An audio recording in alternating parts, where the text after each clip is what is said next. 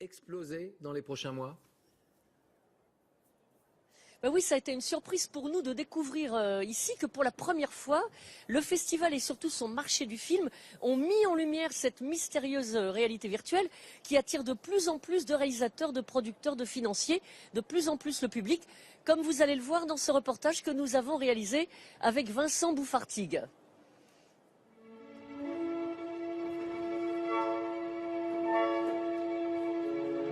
Ils sont immergés à 360 degrés dans un film de réalité virtuelle. Mais où sont-ils? Dans l'espace? Dans les coulisses d'un ballet? Ou bien en mission avec des robots? Pour la première fois, les professionnels du cinéma découvrent au marché du film les œuvres et les outils d'un secteur en pointe. Assis, debout et même couchés. Comme avec ce film où l'on partage les rêves et les cauchemars d'un patient dans le coma.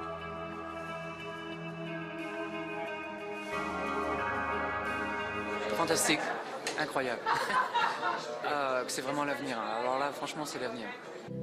La technologie existe. Des caméras désormais ultra perfectionnées, comme celle-ci, qui, multipliée par 8, permet de capter la réalité à 360 degrés. Exemple, ce film qui vous immerge dans le musée des Beaux-Arts de Vienne pour une promenade interactive de 10 minutes. Les réalisateurs se sont jetés sur cette nouvelle technologie.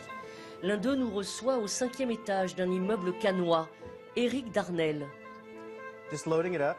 C'est le réalisateur à succès de la série des films d'animation Madagascar. Okay, here we go. Il s'est lancé avec enthousiasme dans l'aventure. Ce n'est pas vraiment une forme de remplacement du cinéma classique, c'est quelque chose de très excitant grâce à la possibilité de sortir le spectateur du fauteuil et de le projeter à l'intérieur de l'histoire. À quelques mètres du palais, 2 jeunes Français sont à l'origine d'un des projets les plus ambitieux. Dans son dernier mail, là, il me raconte que donc il a filmé encore plein de belles images. C'est l'astronaute Thomas Pesquet. Ils lui ont proposé de réaliser un film en réalité virtuelle sur son aventure. Ils l'ont suivi pendant son entraînement, sur Terre et sous l'eau, et la NASA a donné son accord.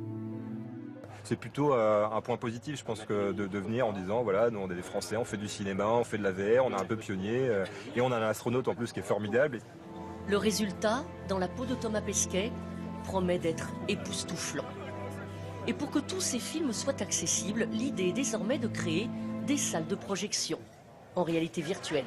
On sait que le masque et un ordinateur chez soi, ça coûte cher, c'est encombrant et pour l'instant, c'est pas assez optimisé. Donc la seule manière d'exploiter les contenus et que les gens puissent y avoir accès et donc démocratiser la réalité virtuelle, c'était de faire des salles. Il y en aura bientôt 3 en France et voici à quoi elles pourraient ressembler, plus grand bien sûr. En tout cas, seule leur multiplication permettra de développer la production. L'aventure ne fait que commencer.